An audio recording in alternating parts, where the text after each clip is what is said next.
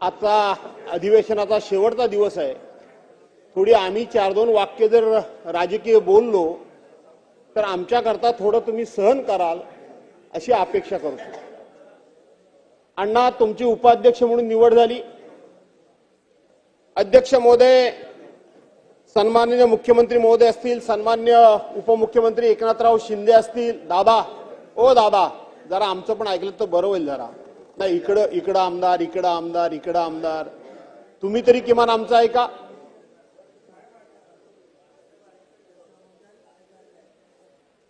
आणि म्हणून सन्माननीय मुख्यमंत्री महोदय असतील, सन्माननीय एकनाथरावजी शिंदे उपमुख्यमंत्री असतील, सन्माननीय अजितदादा मुख्यमंत्री महोदय असतील, त्यांनी या महाराष्ट्राच्या विधानसभेची खूप मोठी गौरवशाली परंपरा या ठिकाणी विषद केली, आपल्या भाषणामध्ये सांगितली. आणि हे जे उपाध्यक्षपद सन्माननीय अण्णाजी बनसोडे यांना मिळालेलं आहे, ती उपाध्यक्षपदाची जागा, ती उपाध्यक्षपदाचं हे पद किती उत्तुंग अशा व्यक्तिमहत्वाने भूषवलं, त्याचा सुद्धा उल्लेख या ठिकाणी केला. आणि म्हणून त्याचा मी काही पुनरुच्चार करणार नाही. अध्यक्ष महोदय, एका बाजूला भारतीय गणराज्याच्या 75व्या वर्षानिमित्त भारताच्या संविधानाची गौरवशाली अमृत महोत्सवी वाटचाल या विषयाची चर्चा सुरू आहे. आणि त्याच वेळेला अण्णांची उपाध्यक्षपदी निवड व्हावी हा एक दुग्ध शर्करा योग आहे असं म्हटलं तर वावगं ठरणार नाही. परंतु त्याचबरोबर या महाराष्ट्राच्या विधिमंडळाची एक परंपरा मला आपल्या सर्वांना सांगितली पाहिजे की खरं तर हे विरोधी पक्षनेतेपद, दादा तुम्हाला कल्पना असेल की अनेक वर्षापासून विरोधी पक्षाच्या सदस्याला उपाध्यक्षपद हे देण्याची परंपरा या महाराष्ट्राची होती. ही महाराष्ट्राची परंपरा शिवसेना भाजपच्या कारकिर्दीमध्ये राजकारणामुळेच 1999 साली खंडित झाली. 1999 पर्यंत ही परंपरा होती. अगदी 1995 साली ज्यावेळेला शिवसेना भाजपचं राज्य होतं त्यावेळेला दत्ताजीराव नलावडे, कैलासवासी दत्ताजीराव नलावडे हे अध्यक्ष महोदय विधानसभेचे अध्यक्ष होते. आणि त्यावेळेला काँग्रेसचे प्राध्यापक शरदराव तसरे हे उपाध्यक्षपदी या ठिकाणी विराजमान झाले होते. सत्ता होती शिवसेना भाजपाची. 1999 साली शिवसेना भाजपाने थोडीशी चूक केली आणि त्यावेळेला अध्यक्षपदाकरता शिवसेना भाजपाच्या वतीनं कैलासवासी, तत्कालीन सदस्य गिरीजी बापट यांचा आम्ही फॉर्म भरला. आणि हा फॉर्म भरल्यानंतर काँग्रेस पक्षाच्या वतीनं, काँग्रेस आणि राष्ट्रवादी पक्षाच्या वतीनं, कारण त्यावेळेला राष्ट्रवादी काँग्रेस पक्षाची नुकतीच स्थापना झाली होती, तत्कालीन मुख्यमंत्री कैलासवासी विलासरावजी देशमुख हे सातत्यानं आमच्या विरोधी पक्षाबरोबर चर्चा करत होते. भुजबळ साहेब त्यावेळेला उपमुख्यमंत्री होते, त्याचबरोबर हर्षवर्धन पाटील हे संसदीय कार्यमंत्री होते. ते आमच्याजवळ चर्चा करत होते की हा उमेदवारी अर्ज तुम्ही मागे घ्या, आम्ही आपल्या प्रथेप्रमाणे परंपरेप्रमाणे तुम्हाला उपाध्यक्ष पदाची जागा देतो, अशा पद्धतीनं काँग्रेस पक्षाचा प्रस्ताव होता. आम्ही ऐकलो नाही, आम्ही ती निवडणूक लढलो, आम्ही ती निवडणूक हारलो. आणि हारल्यानंतर स्वाभाविक आहे आम्ही त्यांना सहकार्य केलं नाही तर ते आम्हाला सहकार्य कसं करतील. आणि म्हणून त्यांनी मग त्यावेळेला उपाध्यक्ष पदाची जागा ही आम्हाला दिली नाही. त्यावेळेला खऱ्या अर्थाने ही परंपरा खंडित झाली. पण त्यावेळेला मला सांगितलं पाहिजे की काँग्रेसच्या वतीनं संवाद करण्याचं काम, राष्ट्रवादी वतीच्या संवाद करण्याचं काम, मुख्यमंत्री, उपमुख्यमंत्री आणि संसदीय कार्यमंत्री यांच्या वतीनं संवाद करण्याचं काम, आमच्याशी संवाद साधण्याचं काम, आम्हाला समजावण्याचं काम, आमच्याशी चर्चा करण्याचं काम हे त्यांच्याकडून केलं जात होतं. पण आज ज्यांच्याकडे एवढं पाशवी बहुमत आहे, या पाशवी बहुमताचा अहंकार या ठिकाणी दिसला की साधारणपणे ही निवडणूक बिनविरोध होण्याकरता तुम्ही आम्हाला सहकार्य करणार की नाही करणार ही चर्चा करण्याचं औदार्य सुद्धा सत्ताधारी पक्षाकडे दिसलं नाही. अध्यक्ष महोदय, आम्ही बिनविरोध पाठिंबा करतोयच, पण हे औदार्य असलं पाहिजे याच सभागृहामध्ये कैलासवासी गोपीनाथराव मुंडेंनी याच आता मी तुमच्याकडून शिकायला अजून मला वेळ आहे आणि म्हणून या ठिकाणी मला कमाल वाटते आणि म्हणून याच सभागृहामध्ये कैलासवासी गोपीनाथराव मुंडेंनी एका प्रस्तावावर चर्चा करताना अध्यक्ष महोदय असं सांगितलं होतं की संवाद हा लोकशाहीचा आत्मा आहे. मतमतांतर असू शकतात, मतभेद असू शकतात, मतभिन्नता असू शकतात, एकमेकाचे विचार एकमेकाला पटू शकत नाही, पण लोकशाहीमध्ये संवाद बंद होता कामा नये, लोकशाहीमध्ये डायलॉग बंद होता कामा नये. आणि जर डायलॉगच बंद झाला, मंत्री महोदय मला जर शिकवत असतील तर डायलॉगच बंद झाला तर लोकशाहीचा आत्मा जिवंत राहणार नाही. हे कैलासवासी गोपीनाथराव मुंडेंनी सांगितलंय, म्हणून तरी तेवढं माझं ऐकून घ्या अशी माझी मंत्र्यांना विनंती आहे. आणि म्हणून आम्ही बिनविरोध पाठिंबा दिला. आमची संख्या कमी आहे हे आम्हाला माहित आहे. आम्ही या ठिकाणी निवडणूक लढवून आम्ही जिंकू शकत नाही आम्हाला माहित आहे, परंतु निवडणूक लढवण्यापासून आम्हाला कोणी रोखू शकला नसता. आम्ही जर उमेदवारी अर्ज भरला असता तर आज या ठिकाणी मतदानापासून सगळी प्रक्रिया पार पाडावी लागली असती. आणि म्हणून किमान साधा की तुम्ही फॉर्म भरू नये अशा पद्धतीची भुजबळ साहेब विनंती करण्याचं सौजन्य सुद्धा आज सत्ताधाऱ्यांकडून संपून गेलंय. हो, जागेवर बसून घ्या. बगीचात फिरल्यासारखे तुम्ही फिरताय.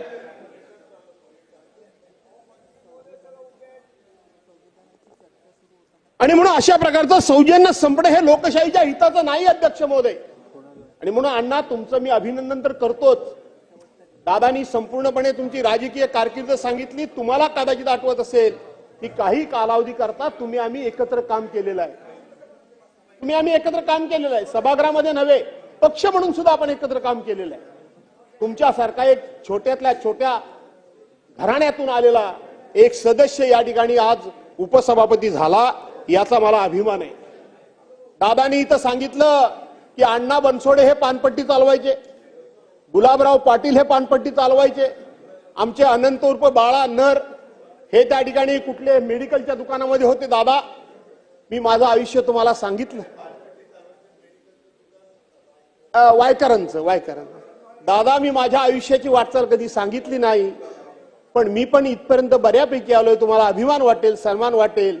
मी माझ्या आयुष्याची सुरुवात शिक्षण करू न शकल्यामुळे ट्रकवरचं क्लीनरचं काम करून माझ्या आयुष्याची मी सुरुवात केलेली आहे. मी ट्रकचा क्लीनर म्हणून दीड रुपया मला पगार आणि 2 रुपये भत्त्या अशा पद्धतीचं भुशरीफ साहेब मी माझ्या आयुष्याची सुरुवात करून इथपर्यंत आलोय. स्वतःचं कधी सांगायचं नसतं, पण तुम्ही या ठिकाणी उल्लेख केलात म्हणून मी सांगितलं. हा काय माझं भांडवल नाही. माझ्या आईच्या घराण्यामध्ये, माझ्या वडिलांच्या घराण्यामध्ये कोणीही दूरपर्यंत राजकारणात नाही, कोणी नाही. अध्यक्ष महोदय, या ठिकाणी मला जाणीवपूर्वक काही गोष्टी सांगायच्या आहेत. अध्यक्ष महोदय, की आपण अण्णा बनसोडे आपण या ठिकाणी उपाध्यक्ष झालात. या ठिकाणी अध्यक्ष महोदय बसलेले आहेत.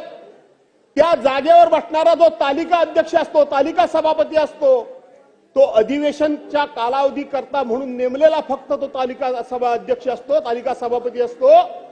त्याला सुद्धा त्या खुर्चीवर बसल्यानंतर तात्पुरते का होईना जे अध्यक्ष महोदयांना अधिकार असतात ते त्या तालिका सभापतीला अधिकार असतात. हे आपल्या विधानसभा अधिनियमामध्ये स्पष्टपणे म्हटलेलं आहे. तुम्ही तर उपाध्यक्ष झालात. आज अध्यक्ष महोदयांना ऐकायला थोडंसं वाईट वाटेल, पण मला सांगितलं पाहिजे की आज ज्या गौरवशाली परंपरेची एकनाथराव शिंदे परंपरा तुम्ही सांगताय, या गॅलरीमध्ये बसलेले पत्रकार यापूर्वी या ठिकाणी अवमूल्यन करायचे सभागृहाच्या कामकाजाचं, सभागृहाच्या कामकाजाचा लेखाजोखा करायचे, आर्टिकल लिहायचे. आज ती आर्टिकल सगळी बंद झालेली आहेत. पण काल एक दैनिक पुढारी सारख्या एका वर्तमानपत्रानं खूप मोठं भुजबळ साहेब धाडस दाखवलं. त्यांनी सांगितलं विधान भवनातील गर्दीचा खराखुरा बाजार. काय लिहिलंय त्याच्यामध्ये?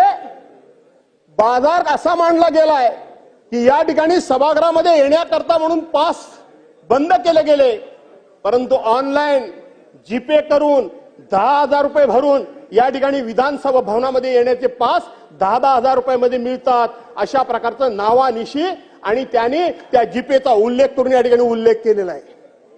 हे उल्लेख केलेला आहे. अध्यक्ष महोदय, दुसरं काय सांगितलं? 1 मिनिटाचा विधायक आणि बिनमहत्वाचा हास्य हे कायदे मंडळ आहे, विधान मंडळ आहे, इथं कायदे केले जातात. कायद्याकरता किती वेळ दिला जातो या संदर्भामध्ये भाष्य केलंय. नव्या वादाचा नवा अंक म्हणून त्यांनी आर्टिकल लिहिलेलं आहे. अध्यक्ष महोदय हे अण्णा हे सभागृहाच्या इभ्रतीला शोभणारं नाहीये. मी जबाबदारीने या ठिकाणी सांगतो. काल अध्यक्षांच्या एका कर्मचाऱ्याच्या ऑफिसमध्ये सत्ताधारी पक्षाचे लोक गेले आणि सत्ताधारी पक्षाच्या आमदारांनी विचारलं तिथल्या अधिकाऱ्यांना की लक्षवेधी लावण्याकरता तुम्हाला किती पैसे पाहिजेत ते सांगा आणि माझी लक्षवेधी लावा. हे आज सभागृहामध्ये घडलंय अध्यक्ष महोदय, या विधान भवनात घडलंय. हे या विधान भवनात घडलंय अध्यक्ष महोदय, हे विधान भवनात घडलंय अध्यक्ष महोदय. मी या ठिकाणी तुम्हाला वर्तमानपत्राचं नावानिशी लिहिणाऱ्या लेखकाविषयी या ठिकाणी संपूर्णपणे द्यायला तयार आहे. हे संपूर्णपणे मी द्यायला तयार आहे अध्यक्ष महोदय. सन्माननीय भास्करराव जाधव साहेबांना सगळं बोलण्याचा अधिकार आहे, परंतु उपमुख्यमंत्री बोलतायत, उपमुख्यमंत्री बोलतायत. जनतेने एवढ्या प्रचंड संख्येने आपल्या सगळ्यांना निवडून दिलंय आणि ह्या सभागृहामध्ये आपण अध्यक्ष असताना अशा पद्धतीनं हे जे काही बोलणं हे कितपत रेकॉर्ड योग्य आहे. अध्यक्ष महोदय रेकॉर्डवरून काढलं पाहिजे. त्यांचं काही म्हणणं असेल त्यांनी विधानसभा अध्यक्षांना भेटावं. त्यांनी सभागृहाचे नेते देवेंद्र फडणवीस साहेबांना भेटावं. त्यांनी यांना भेटून सांगावं ना काही असेल तर. अध्यक्ष महोदय आम्ही सरकार चालवतो, आम्ही काय असल्या गोष्टीला पाठीशी घालण्याकरता इथं बसलो नाही. लोकांनी पण त्याच्याकरता आम्हाला निवडून दिलेलं नाही. परंतु आम्ही सभागृहात असताना हे जे काही त्यांनी सांगितलेलं आहे हे अशा पद्धतीने जर बोलायला लागले आणि त्याच्यामध्ये तथ्य आहे का नाही, त्याची चौकशी केली का नाही, त्याचे पुरावे का नाही, जर कोणी दोषी असेल तर त्याला तिथल्या तिथं आपण काढून टाकू कामावरून, त्याच्यावर ऍक्शन घेऊ, FIR दाखल करू.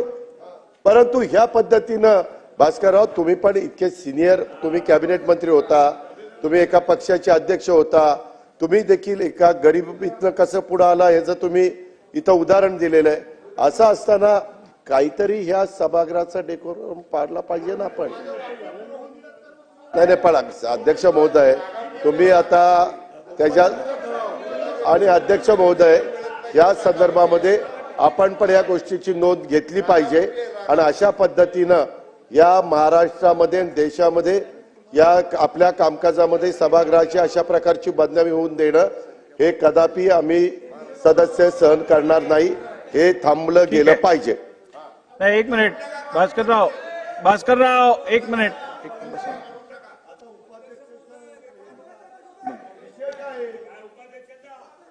बसा, थांबा जर. अहो बसा, असं काय करता.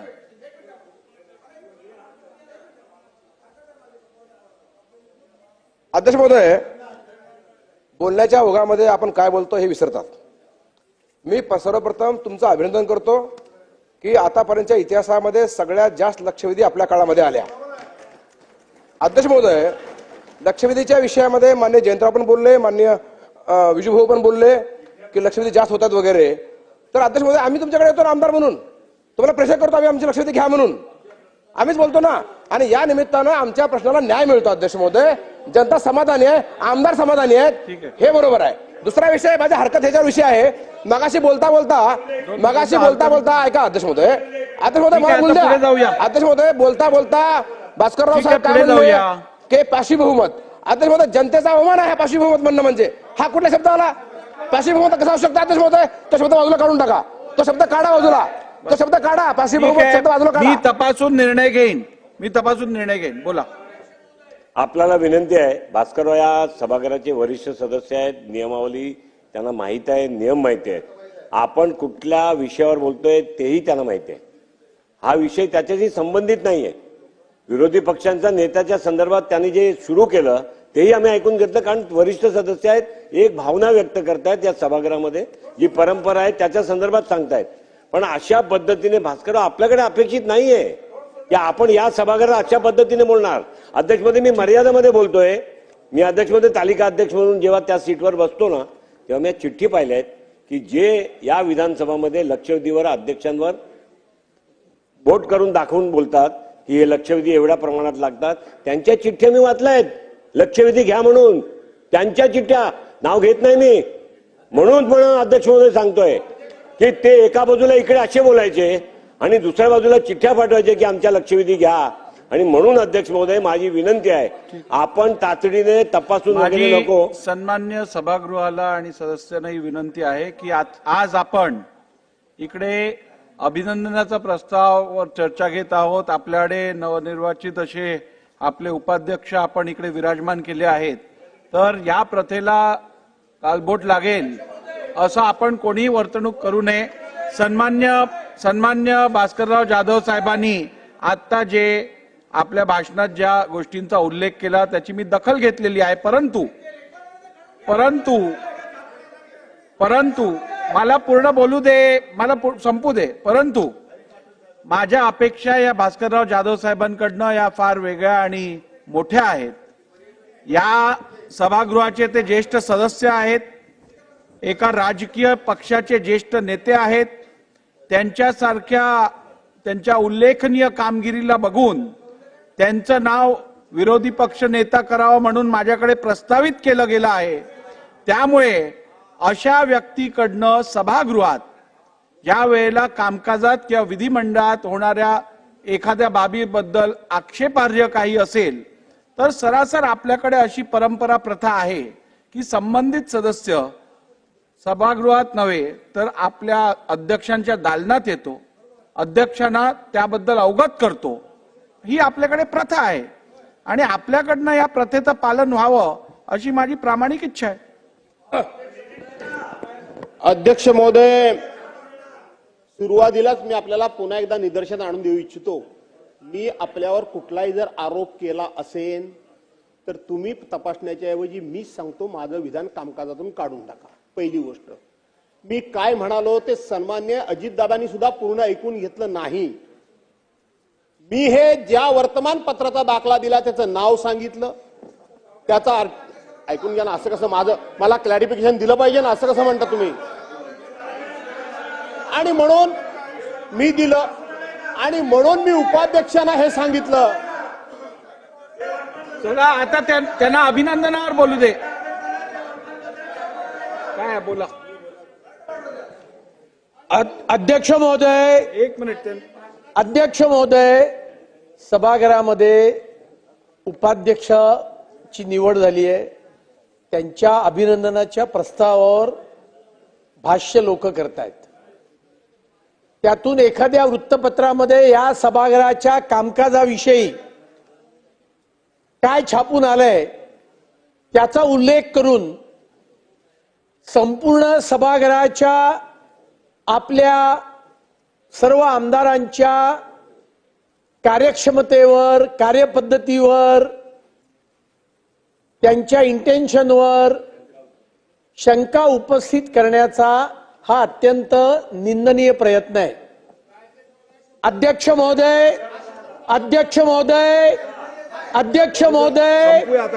मी तुम्हाला सांगतो, जर का ऐकून घ्या, एखाद्या वृत्तपत्रात असं काही आलं तर त्या वृत्तपत्राच्या विरुद्ध हक्कभंग आणण्याची भाषा केली गेली पाहिजे. ती भाषा केली जात नाहीये इकडे. आम्ही स्वतः आमदार म्हणून आपल्याकडे 10 वेळा येतो की आमच्या लक्षवेधी लावा. आपण त्या लक्षवेधी लावतात. सर्व आमदार येतात, मंत्री येतात, उत्तरे दिली जातात. या ठिकाणी कर्मचारी काम करतात. आणि अध्यक्ष महोदय, त्यामुळे हे वड्याचं तेल वांग्यावर काढण्याचा प्रयत्न आहे. ठीक आहे. ती बाजूची खुर्ची मिळत नाहीये म्हणून तुम्ही आणि हे काढून टाका. आणि म्हणून अध्यक्ष महोदय, आता आपण माझा सन्मान्य उपाध्यक्ष अण्णा बनसोडे साहेबांच्या विषयी बोलावं. अण्णा बनसोडेंना मिळालेल्या उपाध्यक्ष पदाच्या अधिकारावरच मी बोलतोय अध्यक्ष महोदय. आणि म्हणून अध्यक्ष महोदय, अण्णा बनसोडेंकडनं माझी अपेक्षा आहे अध्यक्ष महोदय की या सभागृहाचा डेकोरम सांभाळण्याची अपेक्षा आम्ही तुमच्याकडून करतो. अण्णा बनसोडे, तुम्हाला मी सांगतो, अध्यक्ष महोदय, या सभागृहामध्ये उपाध्यक्ष म्हणून तुम्ही सर्वांना समान न्याय द्यावा अशा प्रकारची अपेक्षा आम्ही करतो. या सभागृहाचे उपाध्यक्ष म्हणून तुम्ही डाव्या उजव्या बाजूला दोन्ही बाजूला समान बघावं अशी आम्ही अपेक्षा करतो. या सभागृहामध्ये आपलं संसदीय कामकाज कसं चालावं याची मार्गदर्शिका आहे. त्या मार्गदर्शिकेप्रमाणे आपण कामकाज करावं अशी आपल्याकडून अपेक्षा व्यक्त करतो. हे करत असताना अध्यक्ष महोदय ज्या ज्या वेळेला तुम्हाला बसण्याची संधी देतील, किंबहुना अध्यक्ष महोदयांना मी विनंती करतो, अध्यक्ष महोदय, की मागच्या वेळेला या ठिकाणी सन्माननीय उपाध्यक्ष म्हणून नरहरी झिरवळ साहेब बसलेले असायचे, परंतु जास्तीत जास्त संधी ही तालिका सभापतींना कळत नकळतपणे दिली गेली असेल. मला असं वाटतं की यावेळेला आपण नसाल आणि त्यावेळेला उपाध्यक्षांना सुद्धा आपण जास्तीत जास्त संधी द्यावी. अध्यक्षांनी